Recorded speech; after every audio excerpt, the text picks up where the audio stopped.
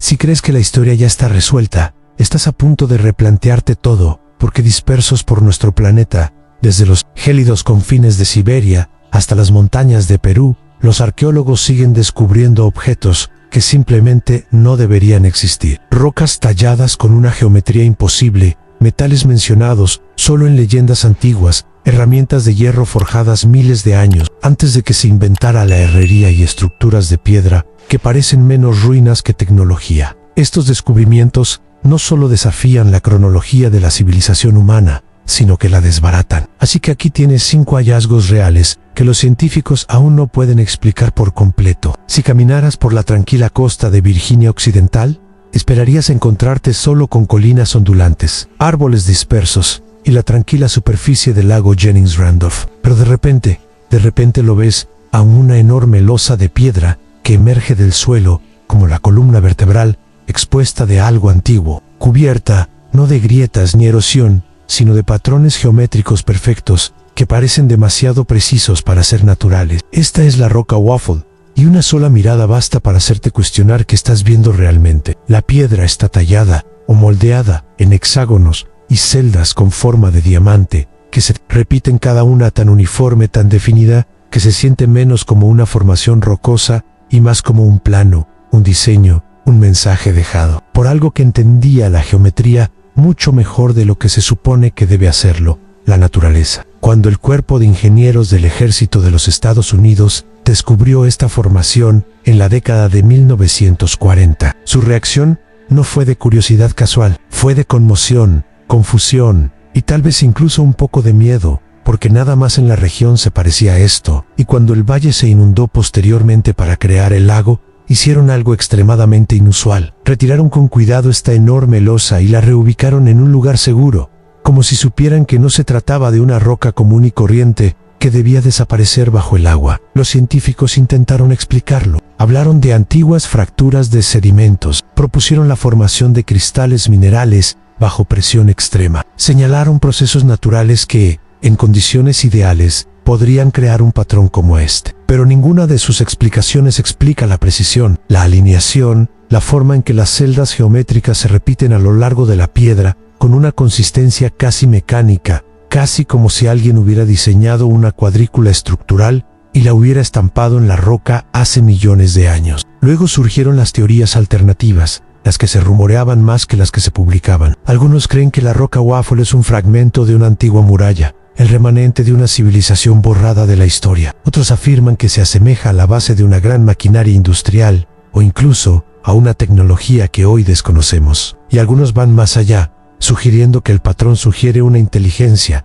humana o no, que interactuó con esta piedra mucho antes de que el mundo se pareciera a lo que es ahora. Sea lo que fuere que creó la roca Waffle, dejó tras de sí algo que se siente intencional, con un propósito, y completamente fuera de lugar, una formación demasiado perfecta para descartarla, demasiado extraña para categorizarla y demasiado importante para ignorarla. Frente a la costa de Sicilia, bajo las corrientes cambiantes del Mediterráneo, se encuentra uno de los hallazgos más inesperados de la historia arqueológica reciente. Dentro del casco de un antiguo naufragio se encontraban docenas de relucientes lingotes de metal, una extraña aleación con un brillo rayizo dorado que evocó al instante el recuerdo de una leyenda olvidada hace mucho tiempo. Se trataba del oracálculo, el misterioso metal descrito por Platón en su relato de la Atlántida. Durante siglos, los estudiosos debatieron si se trataba de una exageración poética, un material simbólico o simplemente un mito entrelazado con una historia más amplia. Pero los lingotes descubiertos cerca de la antigua ciudad portuaria de Yela lo cambiaron todo. El análisis químico reveló una aleación rica en cobre,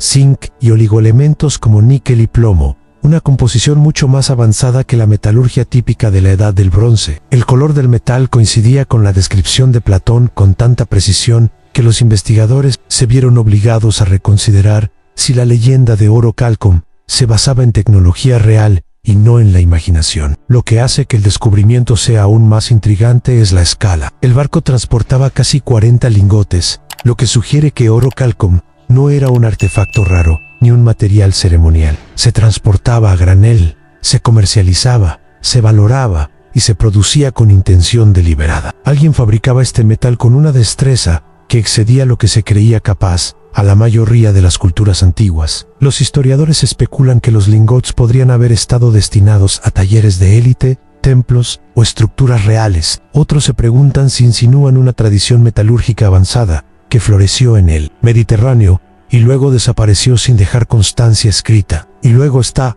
la inevitable conexión con la Atlántida, una civilización que se dice que se adornó con este metal, cuyos muros y pilares reflejaban un brillante resplandor metálico. Si bien el naufragio no prueba la existencia de la Atlántida, los lingotes de oro Calcom revelan que un metal que antes se consideraba puramente mítico era muy real y su producción fue mucho más sofisticada de lo esperado para su época. En la gélida Siberia, donde civilizaciones enteras han desaparecido bajo capas de permafrost, los arqueólogos descubrieron un artefacto que desafía una de las suposiciones más fundamentales de la historia de la humanidad. Oculta dentro de un antiguo túmulo funerario se encontraba una tiara, de forma delicada y elegante curvatura, pero hecha de un material que no debería haber existido en esa época. Esta tiara, que data de hace más de 4000 años, estaba hecha de hierro. No se trataba de hierro meteórico ni de hierro accidental, sino de hierro fundido, moldeado y trabajado, siglos antes de que cualquier cultura conocida desarrollara la capacidad de extraer metal del mineral. Según todo lo que los historiadores saben sobre metalurgia, la gente de aquella época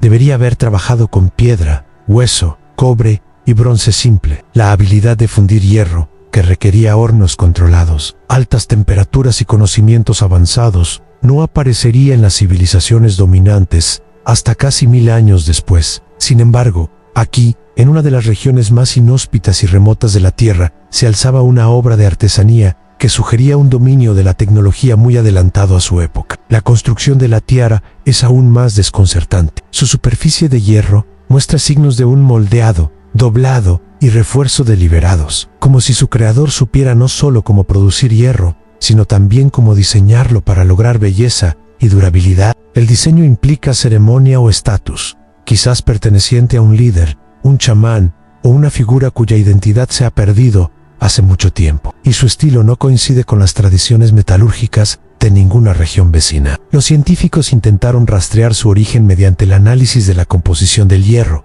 pero los resultados solo ahondaron el misterio. La aleación no coincidía con las fuentes meteoríticas, lo que descartaba la posibilidad de que la tiara se tallara a partir de un meteorito caído, la explicación habitual para los artefactos de hierro primitivos. En cambio, la firma apuntaba a un material procesado o a algo que debería haber sido tecnológicamente imposible en aquel entonces. Este descubrimiento obliga a los arqueólogos a afrontar una posibilidad a menudo evitada en las narrativas históricas, aunque grupos aislados pudieron haber logrado avances mucho antes que las grandes civilizaciones, solo para que ese conocimiento desapareciera con ellas. En lo alto de los Andes peruanos, dispersas por mesetas, azotadas por el viento y excavadas en la roca misma, se encuentran una serie de estructuras de piedra que desafían cualquier explicación convencional. A primera vista, parecen simples terrazas o formas geométricas grabadas en la tierra, pero cuando los arqueólogos cartografiaron las formaciones desde arriba,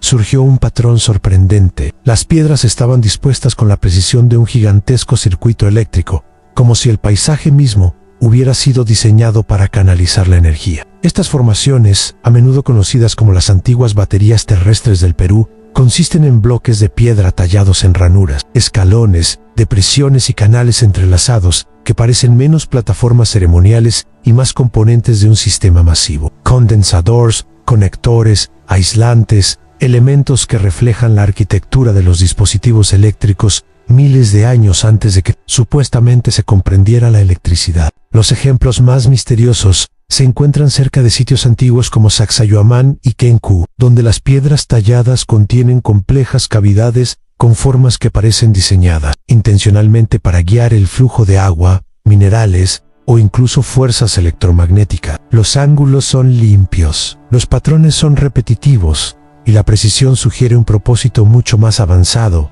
que el simple ritual o diseño estético. Algunos investigadores creen que estas estructuras funcionaban como sistemas de energía hidráulica, utilizando el movimiento del agua para generar una forma de energía perdida en la historia. Otros proponen que las piedras servían como instrumentos resonantes, amplificando las corrientes naturales de la tierra que pulsan bajo los Andes, un concepto que se compara con las antiguas redes energéticas de otras civilizaciones. Las leyendas locales hablan de una época en la que las piedras cantaban con poder, cuando los antiguos constructores aprovechaban las fuerzas extraídas directamente de la tierra. Estos relatos a menudo se descartaban como mitos, hasta que las formaciones talladas revelaron patrones demasiado deliberados como para ignorarlos. En las gélidas regiones de Groenlandia, donde la tierra está moldeada por los glaciares y el silencio, los arqueólogos descubrieron un conjunto de herramientas que no se esperaba de las antiguas culturas que la habitaron. Enterradas bajo capas de tundra y tiempo, se encontraban pequeñas hachas de perfecta factura, objetos de construcción tan refinada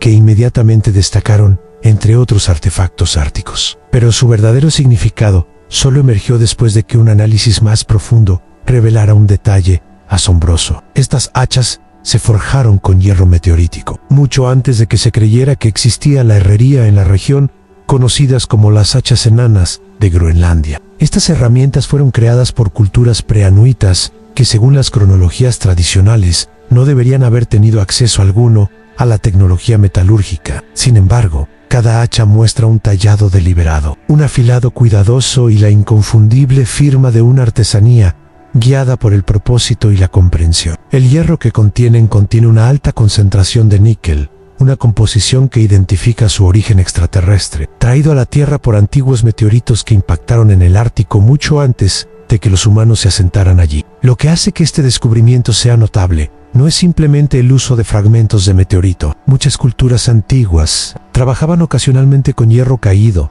pero las hachas de Groenlandia no eran simples fragmentos moldeados a martillazos, sino herramientas de ingeniería formadas mediante un proceso que requería conocimientos de cómo cortar, descascarillar y endurecer un metal mucho más resistente que cualquier otro disponible en la Tierra. Producir incluso una hoja pequeña a partir de hierro meteorítico es difícil y exige una precisión que supera los métodos típicos de fabricación de herramientas de piedra. La presencia de estas hachas sugiere un nivel de ingenio en las primeras comunidades árticas que ha pasado desapercibido durante mucho tiempo. Apuntan a redes comerciales, conocimiento compartido o brotes aislados de innovación que permitieron a estas culturas transformar fragmentos de estrellas fugaces en armas y herramientas funcionales.